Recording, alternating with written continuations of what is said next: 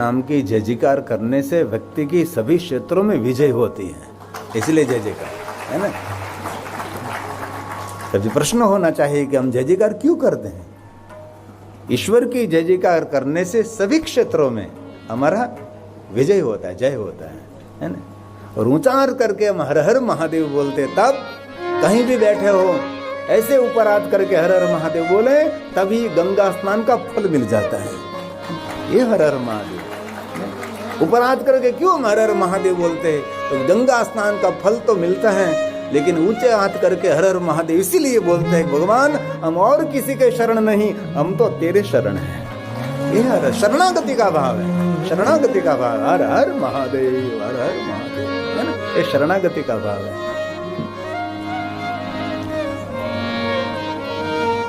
पहले हम फिल्म देखते थे ना, पहले देखते थे, अभी तो कोई नहीं देखते। पहले तो देखते थे पक्के बाज, तो कोई पीछे से बंदूक ऐसे कर तो क्या करते हैं? शरणागति का भाव। पीछे से किसी ने आम करो है ना, तो पीछे से काल ने बंदूक ठहरा रखी है ना, पीछे से काल तो दौड़ दौड़ कर आ रहा है ना। तो इसीलिए भगवान हम तेरे शरण है। और एक बात मैं दिल से कहना चाहता हूँ, जो महादेव के शरण में है ना, काल उसका बाल भी बाका नहीं कर सकता। ये शिव की उपासना, ठीक है। शंकर हमारा काल का काल, ये महाकाल है। काल का काल भी महाकाल, ये शिव है। ब्रह्मा जी ने नारद जी को कहा कि नारद, बहुत सारे पूजा अर्चन साधना उपासना अनुष्ठान सेवा दान धर्म तप तीर्थ यात्रा यज्ञ यागादि बहुत कुछ करते हुए, लेकिन हे नारद, अपने जीवन में कर्म करने से पहले थोड़ी सावधानी रखिए। ये ब्रह्मा जी का ब्रह्म वाक्य है। क्या कहा? जप तप साधना अनुष्ठान उपासना तीर्थ यात्रा यज्ञ यागादि सेवा दान पूजा अर्चन सब कुछ करो, परंतु जीवन में कर्म करने में थोड़ी सावधानी रखिए, जो कि कलयुग में कर्मों की प्रधानता है। जैसा कर्म किया है, बहुत सारी पूजा का वर्णन शिव महापुराण ग्रंथ में किया। ब्रह्मा जी ने इतनी, क्योंकि ग्रंथ पूजा अर्चना साधना से भरा हुआ ग्रंथ है, ये सरल ग्रंथ नहीं है, ये बहुत कठिन ग्रंथ है। इस ग्रंथ की कथा करने के लिए संपूर्ण शिव महापुराण ग्रंथ को समर्पित होना पड़ता है। इसी में सालों से एक ही कथा करता हूं, शिव महापुराण कथा। और कथा मैंने कभी दूसरी, मैं सभी कथा को सुनता हूं, मुझे बहुत अच्छा लगता है, लेकिन मैंने कोई प्रयास नहीं किया। मैंने एक ही प्रयास किया, मेरे महादेव की कथा। और ये बात मैंने पूज्य बापू के पास से सीखी थी। पहले हमारे त्रिवेणी मिलन सब पूरे गुजरात के कथाकारी स्थान पर 5 दिन मिलते थे, और इसमें बहुत सारी धर्मों की बातें चर्चा, बहुत सुंदर सुंदर मजा आती थी। अभी भी हो रहा है। तो इनमें पूज्य बापू ने सभी वक्ता ही श्रोता होते हैं, और कोई नहीं होता, सभी वक्ता होते हैं, ये सभी श्रोता हो। तब बापू ने कहा था कि जीवन में आगे बढ़ना है तो जीवन में 3 बातें याद रखिए, जो कि बापू की स्टाइल है। वो कहते हैं तो 3 बातें याद रखिए, तो 5 बातें याद रखिए। पहले 5 बातें जीवन में याद रखिए, ये मेरा संशोधन है, मैंने कहीं से सुना नहीं। पहली बात तो एक बात ये याद रखिए कि शांत रहने का प्रयास करें, जितना हो सके ना इन अंदर बाहर शांत रहने का प्रयास करें। और दूसरा नियम धारण करिए, ज्यादा से ज्यादा मौन रहने का प्रयास करें। तो वाणी का मौन नहीं, विचारों का भी मौन होना चाहिए। 2 बात।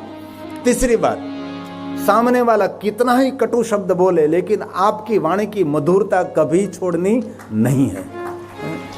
दुनिया को जीतने के लिए कोई शस्त्र की जरूरत नहीं है, दुनिया को जीतने के लिए मधुर वाणी की आवश्यकता है।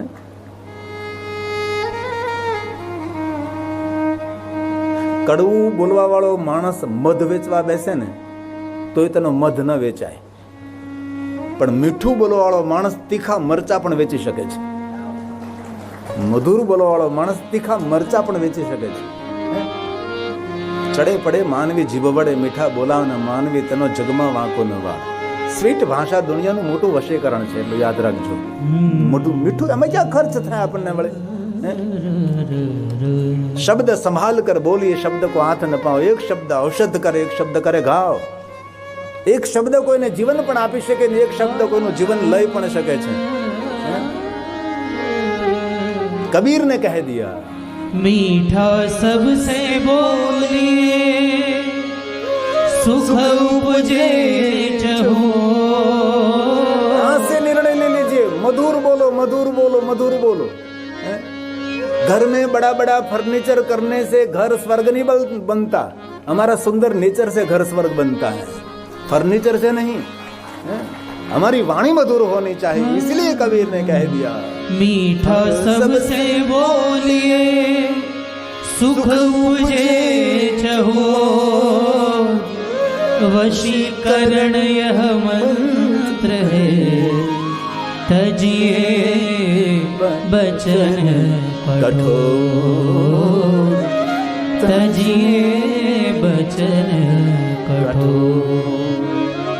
इसलिए तीसरा ने मीठी वाणी, मधुर वाणी बोली। और चौथा नियम, किसी की गंदी बात करनी भी नहीं है और किसी की गंदी बात सुनना भी नहीं है, है? और पांचवा नियम, शुद्ध शाकाहारी रहना और निर्विषय रहना, एकदम पवित्र भोजन। जो भोजन कर रहे हैं वही आपका जीवन है, और कोई जीवन, यही जीवन आपकी जो थाली में है ना, वही आपका जीवन है। अन्न हमारी औषधि, अन्न हमारा जीवन है। इसलिए शुद्ध शाकाहारी पवित्र भोजन करिए। तुलसी पत्र जिन भोजन पर पड़ा है ऐसा भोजन, तुलसी पत्र जिन भोजन पर रखा है ऐसा भोजन।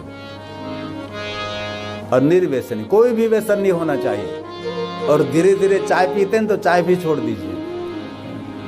ये कोई पीने की वस्तु नहीं, दुश्मनों को चाय पिलानी चाहिए। जठराग्नि पाचन शक्ति को खत्म कर देती है। आज खबर पता नहीं लगेगा, धीरे धीरे आयु बढ़ती जाएगी, पाचन शक्ति कम होती जाएगी, तब पता लगेगा कि चाय ने खतरा कर दिया। जिनको आदत पड़ेगी वो तो पीते रहो, कोई बात नहीं। लेकिन धीरे धीरे धीरे कोई जीवन में बंधन नहीं होना चाहिए, कुछ भी नहीं। तमाकू गुड़का, मैंने पहले वो तो कहा તમારા દેશમાં માવો નહીં મળતો પણ અહીંયા મળે, બોલો માવો મળે, ગુડકા, તમાકુ અહીંયા જમાવટ છે, બોલો અહીંયા પણ ફેર એટલો છે કે અમે પિચકારી ગમે ત્યાં મારી ના જ્યાં ત્યાં મારી શકાતી નથી। शुद्ध शाकाहारी निर्व्यसनी। 5 नियम। पहला नियम शांत रहो, दूसरा नियम मौन रहो, तीसरा नियम मीठी वाणी बोलो, चौथा नियम किसी की गंदी बात करनी भी नहीं है और सुनना भी नहीं है, और 5वां नियम शुद्ध शाकाहारी निर्व्यसनी रहे। इसलिए बहुत सालों पहले जब मैं कथा क्षेत्र में जी प्रवेश कर रहा था, पढ़ रहा था, इसी समय में कथाकार मिलन में गया, तब पूज्य बापू ने कहा था कि कथाकार क्षेत्र में जिनको आगे बढ़ना है उनके जीवन में एक कंठ होना चाहिए। कंठ मतलब इष्ट देव। राम है तो राम, कृष्ण है तो कृष्ण, और महादेव है तो महादेव। एक कंठ हमारा धनी, एक कंठ होना चाहिए। तो हमारे तो पहले से, मैं तो 10 नाम, गिरिपुरी भारती, उतारा शंकर की आरती, हमारा कंठ तो महादेव है ही। बाद में दूसरी बात कही, एक जीवन में पंथ होना चाहिए। पंथ, पंथ तो हमारा सनातन है ही, क्योंकि स्वयं शिव सनातन है। महादेव का नाम भी ओम सनातनाय नमः, शिव जी का स्वयं नाम सनातन है। तो हमारा सनातन तो है ही धर्म, एक पंथ, मार्ग, रस्तों, रोड, सड़क। और तीसरा वक्ताओं के लिए कहा था, एक कंठ, एक पंथ, और जीवन में आगे निकलना है तो एक ग्रंथ का अध्ययन करें। एक ग्रंथ, एक ही ग्रंथ की कथा करें। भले सभी ग्रंथों का सपोर्ट लीजिए, सभी ग्रंथों की बात अंदर मिश्रित करते रहो, लेकिन कथा एक ही ग्रंथ। इसीलिए मैंने बात पकड़ कर रखी। मैं एक शिव महापुराण ग्रंथ को लेकर घूमता फिरता रहता हूँ। मेरे पास बहुत आते हैं कि आप राम कथा कर दीजिए, श्रीमद् भागवत कथा कर दीजिए, देवी पुराण कर दीजिए। मैं कहता हूँ सभी ग्रंथ मेरे लिए शिरोमान्य है, लेकिन मेरा विषय शिव महापुराण कथा है और कुछ नहीं। इसलिए शिव महापुराण ग्रंथ में विधि विधान, पूजा अर्चन बहुत महिमा है, लेकिन ब्रह्मा ने कह दिया सब कुछ करते करते करते करते जीवन में सावधानी रखिए। किस बात की सावधानी? कर्म करने की सावधानी। जो कलयुग में कर्म करोगे वही फल मिलता है। और कलयुग की विशेषता ये है कि इस जन्म में करो तुरंत उसका फल मिलता है। पहले क्या था कि इस जन्म में करो तो दूसरे जन्म में, तीसरे जन्म में, ऐसे ऐसे होता था। अब तो सब ऑनलाइन हो गया, आज करो तुरंत फल मिलता है। आज कर्म किया इसी समय, भोजन किया तुरंत स्वाद, तुरंत डकार। इसलिए भगवान महर्षि वेदव्यास जी ने कहा एवं ज्ञात्वा नर कुर्वन्। भगवान व्यास का वचन है, मैं तो मध्यस्थी हूँ, सिर्फ आपको शिव महापुराण ग्रंथ में जो कहा है आप तक पहुंचाने की मैं सेवा कर रहा हूँ। एवं ज्ञात्वा नरः कुर्वन्। इसीलिए सभी मनुष्यों को सावधानी रखनी चाहिए। अंधेरे में कुछ कर्म कर रहे हैं तो अभी भगवान फल देता है। किसी को पता नहीं ऐसे कोई सत्कर्म किया है लेकिन भगवान उनका फल देते हैं। किसी को पता ना हो ऐसे कोई को कर्म किया है उसका भी फल मिलता है। एक गुरुजी थे, उसके शिष्यों को कहा, 2 शिष्य थे, उत्तराधिकारी बनाना था कि मेरे के बाद गुरु गद्दी पर वैसे उत्तराधिकारी जिनको कहते हैं। तो दोनों शिष्यों को कहा कि भाई मुझे 2 में से 8 ठंडी लग लगे बंद कर देते हैं, दोनों में से मुझे एक को उत्तराधिकारी बनाना है, इसीलिए मैं दोनों की पहले परीक्षा लेना चाहता हूँ।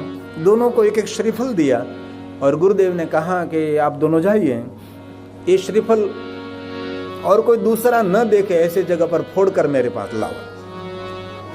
एक शिष्य गया श्रीफल लेकर उसके घर, बारी दरवाजा सब कुछ बंद कर दिया। रात्रि का समय, घनघोर अंधकार, लाइट भी बंद कर दी, स्वयं अपन वो भी न देखे, और कोई दूसरा तो न देखे, बारी दरवाजा सब कुछ बंद करके बाहर अंधेरा और अंदर लाइट बंद कर दी, स्वयं वो भी न देखे, वैसे श्रीफल फोड़ा तोड़ा और आया गुरुदेव के। लो गुरुदेव, किसी ने नहीं देखा। कैसे फोड़ा? तो कि बारी दरवाजा सब कुछ बंद किया, बाहर तो अंधेरा था, लाइट भी से भी बंद कर दी और मैंने भी आंखें बंद कर दी। ऐसे श्रीफल फोड़ कर लाया। और दूसरा शिष्य पूरा साबुत आंखें आंखों श्रीफल लाए। लो गुरुजी, आंखें आंखों श्रीफल। गुरुजी ने कहा तू ये तोड़कर लाया, तू क्यों साबुत पूरा आंखा श्रीफल लाया? शिष्य ने कहा गुरुदेव आपने श्रीफल मुझे दिया और कहा कि दूसरा कोई न देखे, वहां फोड़कर लाइए। बहुत सोचा मैंने और बाद में मुझे पता लगा है गुरुदेव दूसरा तो सारी जगह पर सभी जगह पर देखते हैं। वो तो अंधकार में भी देखता है, वो तो सूरज में भी देखता है, वो तो चारों तरफ से देख रहा है। वो तो बाहर से क्या हो रहा है वो भी देख रहा है और अंदर क्या हो रहा है वो तो देख ही रहा है। इसलिए दुनिया में कोई ऐसा स्थान नहीं है कि जहां दूसरा नहीं देख रहा है। अद्वैत, एक द्वैत कोई है जो चारों तरफ देखते। इसीलिए ब्रह्मा जी ने कहा कि कर्म करने में सावधानी रखिए, क्योंकि वो हमारे कर्मों का साक्षी है। इस श्लोक ब्रह्मा जी ने गाया है, एवं ज्ञात्वा नरः कुर्वन् यथोक्त फलवाग् भवेत्। कलयुग में फल मिलेगा। श्रेष्ठ कर्म करे तो श्रेष्ठ फल मिलेगा, कुकर्म करेगा तो उसका फल मिलेगा, कहीं ना कहीं फलित होगा। लेकिन एक बात मैं दिल से कह सकता हूँ, कर्मों के बंधन में से दुनिया में कोई देव आपको मुक्त नहीं कर सकता। मैं हृदय से कह सकता हूँ कर्मों के बंधन में मेरा महादेव मुक्त कर सकता है। सभी जीवन के कर्मों से छूटना है तो शंकर जी ये मुक्त कर सकते हैं। और एक बात कान खोलकर याद रखें, विश्व में कोई भी देवी देवताओं की उपासना करते हैं लेकिन आपका उद्धार करने वाला कैलाशपति महादेव है। उनके सिवा कोई जीवात्मा का उद्धार नहीं कर सकता, क्योंकि सब शिव के चरणों में ही है। महादेव के चरण शरण सब विराजमान है। कोई भी देवताओं की कथा आप लीजिए, कहीं भी देवताओं की गहराई को देखे, सब भगवान शिव के चरणों में बैठे रहते हैं, भगवान महादेव का भजन करते हैं। शिव महापुराण ग्रंथ में बहुत कुछ है, लेकिन कभी कभी छूट जाता है, कभी कभी विस्तार हो जाता है। राम जी ने निरंतर शिव उपासना की, द्वारकाधीश कृष्ण ने भगवान शिव की उपासना की। कदम कदम पर 5 पांडवों को शिव भक्ति का मार्गदर्शन किसने किया? भगवान द्वारकाधीश ने तो किया। इसलिए कोई भी परंपरा में आप है, सभी परंपरा श्रेष्ठ हैं, सभी विचारधारा श्रेष्ठ है, विचारधारा के आचार्य श्रेष्ठ हैं, लेकिन आप जरूर याद रखना चाहिए कि हमारा मूल हमारा शिव है, हमारा मूल हमारा महादेव है। इसीलिए शिव जी कर्मों के बंधन में से मुक्त कर सकते, ये महादेव की श्रेष्ठता है। ब्रह्मा ने कहा एवं ज्ञात्वा नरः कुर्वन् यथोक्त फलवाग् भवेत्। कलो युगे विशेषेण फल सिद्धिस्तो कर्मणा। फल सिद्धिस्तु कर्मणो। इसलिए जैसे कर्म करोगे ऐसा फल मिलेगा। और ये बात रामचरितमानस लोक भोग्य है, लोकमुख, बहुत सारे वक्ता हम सभी जानते हैं। जो तुलसी ने गाया रामचरितमानस का प्रसाद, और मैंने पहले भी कहा था ये संस्कृत संपन्न, ये शिव महापड़ ग्रंथ 18 पुराण समझ में ना आवे, उपनिषद आपकी समझ में ना आवे तो अगम निगम, अब रामचरितमानस का रोज पाठ करो। इनमें जीवन का अमृत है। 1 चौपाई 2 चौपाई थोड़ा थोड़ा थोड़ा थोड़ा रोज, जीवन में बहुत कुछ आपको मिलेगा। मैं भी करता हूँ रामचरितमानस, उसका पाठ करें, थोड़ा तो करें। श्लोकम श्लोकार्ध सपापान मुच्यते क्षणात्, आधे श्लोक का पाठ करो। जीवन के सभी पापों में से मुक्त करने वाला शिव महापड़ ग्रंथ का एक श्लोक है। वैसे ही रामचरितमानस ग्रंथों का अध्ययन करें, थोड़ा थोड़ा थोड़ा रोज। इसलिए तुलसी ने गाया कर्म प्रधान विश्वर चिराखा, कर्म प्रधान विश्वर चिराखा। जगत की जब उत्पत्ति हुई, जगत का सर्जन हुआ, ब्रह्मा जी ने सुंदर सृष्टि की रचना की और रुद्रदेव ने कह दिया हे ब्रह्मा, किसी को सुख नहीं दे सकते आप, किसी को दुख भी नहीं दे सकते। ब्रह्मा ने कहा तो क्या करें? स्वयं रुद्रदेव ने कह दिया ब्रह्मा, सुख और दुख का आधार उनके कर्मों पर रहेगा। कोई किसी को सुख नहीं दे सकता, कोई किसी को दुख नहीं दे सकता। स्वयं भगवान शिव ने, रुद्रदेव ने ब्रह्मा जी को बांध लिया। भले आपने सुंदर सृष्टि की रचना की, लेकिन आप किसी को सुख नहीं दे सकते, आप किसी को दुख भी नहीं दे सकते। सुख दुख का अनुभव सभी जीवात्मा अपने अपने कर्मों में रहते हैं। इसलिए तन से, मन से, धन से जो जो कर्म कर रहे हैं उन पर हमारी सावधानी और हमारी दृष्टि होनी चाहिए कि हम क्या कर रहे हैं। और सभी कर्मों के बंधन में से शिव मेरा मुक्त कर देता है। भजसाम्ब सदाशिव, भजसाम्ब सदाशिव। इसीलिए तुलसी ने कहा कर्म प्रधान, कर्म प्रधान विश्वर चिराखा, जो जस करहि सो तसु फल चाखा। जो जस करहि सो तसु फल चाखा। इसलिए जैसे कर्म करोगे वैसा फल मिलेगा। एक बात याद रखજો, આળસુ માણસોની એક પણ અપેક્ષા પૂરી થતી નથી। આળસનું નામ છે મૃત્યુ। આળસ એ ભૂતનું કારખાનું છે। પુરુષાર્થી માણસો, મહેનતુ માણસો, જે પસીનાથી નાય તેને સિદ્ધિ જે વરે।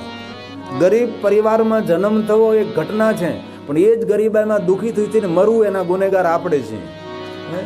તેથી કામ કરવામાં કોઈ દી આળસ નહીં કરવાની। પછી ઘરનું કામ હોય કે ફેક્ટરીનું કામ હોય કે દુકાનનું કામ હોય કે વ્યવસાયનું કામમાં આળસ નહીં, અહીંયા બગાસા નહીં ખાવાના।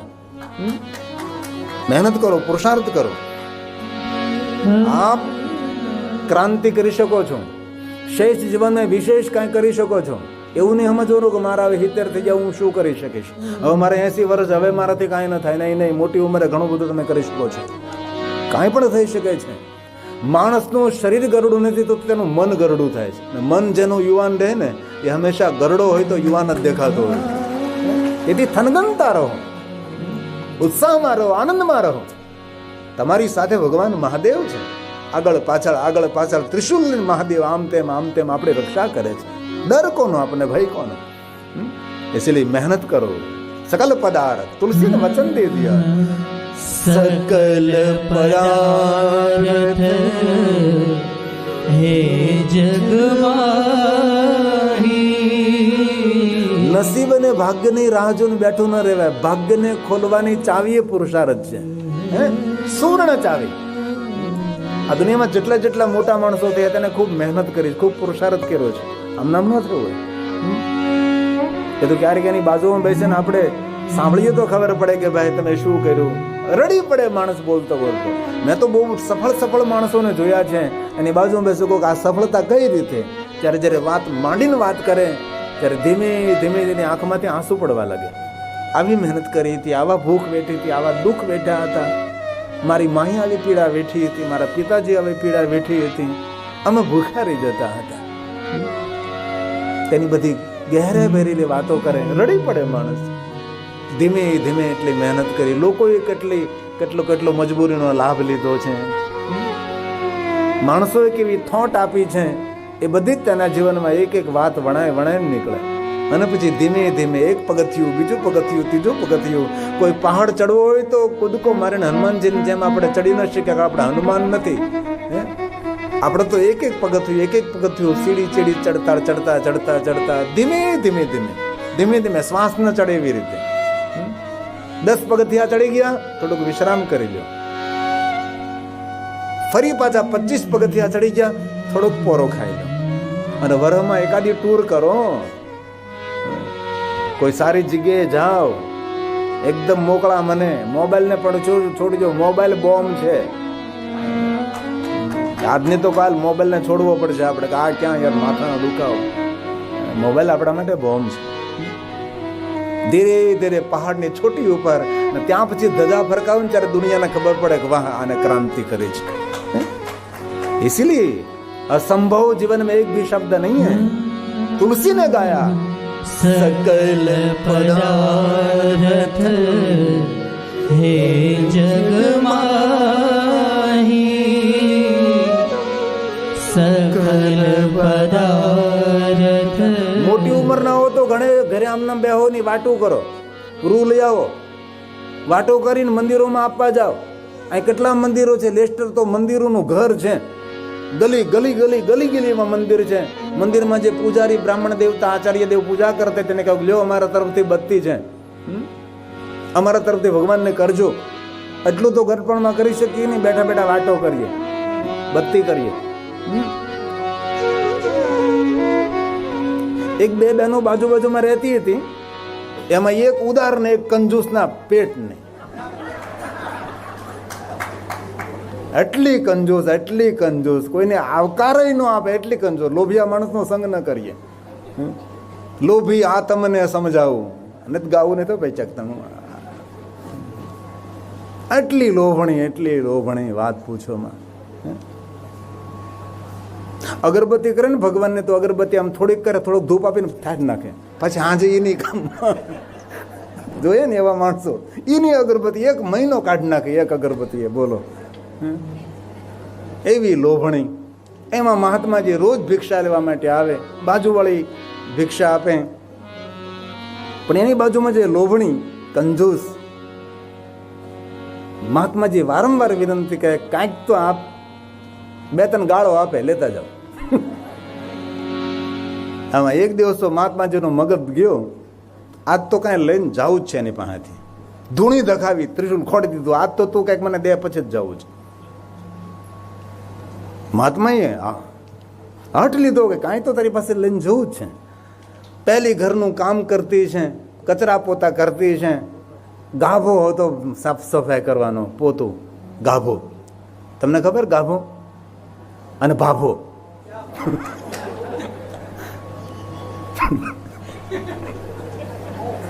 ઘરમાં પોતું કરતા હોય, પ્લેટફોર્મ સાફ કરવાનું હોય, કપડું હોય ને, એ પછી આટલું ગંદુ થઈ જાય, ધોઈ તો સારું ન થાય, એ કપડાને ફેંકી દઈએ, તેને ગાભો કહેવાય. અને સંસારના કોઈ કામમાં ના આવે જે વડીલ, અને સંસાર જેને છોડી દે તેને ભાભો કહેવાય. તરસોડાઈ ગયેલો ભાભો, અમારે કાઠિયાવાડનો શબ્દ છે ભાભો. પહેલી બેને ગાભો ફેંક્યો કે લે લઈ જા બાબા. આપ્યો તો ખરો ગાભો, બાબાજીએ લઈ લીધો. એ ગાભો ઘરે લઈને આશ્રમે ગયા, ખૂબ તેને સાબુથી ધોયો અને ખૂબ સાફ કર્યો. અંદર જે કાંઈ મેલ હતો એ બધો કાઢ્યો એમને. અને પછી સૂર્યપ્રકાશમાં સૂકવ્યો ગાભાને. અને પછી એમાંથી એક એક દોરો એકઠો કર્યો. દોરા કાઢે ત્યાં ગાભામાંથી, દોરા કાઢી અને સુંદર મજાની તેની વાટ બનાવી. અને વાટ બનાવી અને ભગવાનને આગળ દીવો પ્રગટ કર્યો, પ્રભુને આગળ દીવો પ્રગટ કર્યો કે હે પ્રભુ, જેને આ ગાભો આપ્યો છે તેના જીવનમાં કઈ અંજવાળું પાથરજે. અને પેલી બાજુવાળી હાંજ પડીને ઘરમાં દીવાબત્તી નહીં કર્યા તો અંજવાળું અંજવાળું. કંજૂસ દોડતી દોડતી બાજુવાળી બહેન પાસે ગઈ કે બેન મારા ઘરે કઈક ચમત્કાર થઈ રહ્યો છે, આમ હાલ તો ખરી. આને કાલ્પનિક દ્રષ્ટાંત કહેવાય, આવું થાય નહીં, કાલ્પનિક. પેલી બેન ઉદાર બેન દોડતી દોડતી આવી એટલે કે દીવો નથી હળગતો બળતો નથી ને એટલું બધું અંજવાળું કેમ તારા ઘરમાં? ત્યારે ઉદાર બેને કહ્યું કે તે કોઈને આજ કઈ આપ્યું હતું? તો કે હા, એટલે મહાત્માજીને ગાભો આપ્યો હતો. તો હાલી મહાત્મા પાસે જઈએ આપણે. ઉદાર બહેન પેલી કંજૂસ બહેનને લઈને પેલા મહાત્મા પાસે જાય છે. મહાત્માજી, આ બેને ગાભો આપ્યો તેનું તમે શું કર્યું?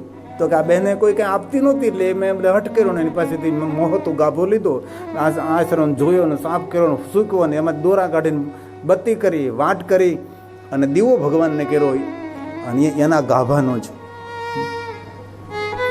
ત્યારે પેલી ઉદાર બહેન કંજૂસને કહે છે, કંજૂસ બહેન તે ખાલી ગાભો આપ્યો અને એના દોરા કાઢીને મહાત્માજીએ આ મંદિરમાં દીવો કર્યો તારા ઘરમાં અંજવાળું થયું હોય તો તે સુંદર સુંદર બત્તી બનાવી અને વાટો બનાવીને જો આ મહાત્માજીને આપ્યું તો તારી પેઢીમાં અંજવાળું થઈ જાત, પેઢીમાં અંજવાળું થઈ જાય. કાંઈ કરો તમે. હાવ બેઠા બેઠા બેઠા તમારા દેશમાં કેવું માખું નથી, માખું કેમ મારવી નથી કહેતા ગુજરાતમાં માખું મારે બેઠો બેઠો, આ તો માખું નહીં કરવું હું. इसलिए तुलसी ने कहा सकल पदार्थ हे जग माही, कर्महीन नर पावत नाही, कर्महीन नर पावत नाही. इसलिए कुछ काम करो, काम करो, काम करो, काम करो. कुछ काम न हो तो श्री राम. श्री राम जय राम, जय जय राम. श्री राम जय राम, जय जय राम. श्री राम जय राम, जय जय राम. श्री राम जय राम, जय जय राम. श्री राम जय राम, जय जय राम. श्री राम जय राम, जय जय राम. बोलिए साथ में. श्री राम जय राम, जय जय